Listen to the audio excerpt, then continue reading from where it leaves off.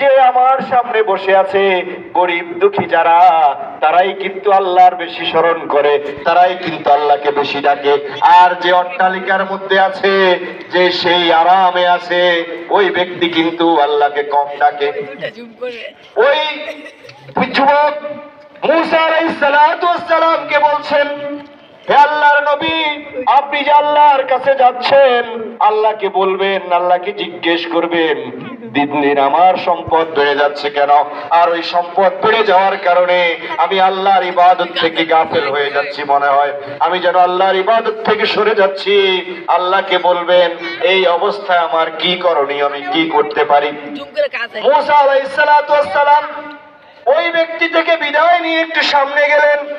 সামনে যাওয়ার পরে আরেক ব্যক্তির সাথে দেখা, যার সাথে দেখা হলো ওই ব্যক্তির পরনে শুধু একটা কাপড় আছে, পরনের কাপড় ছাড়া আর তার কিছুই বাকি নেই।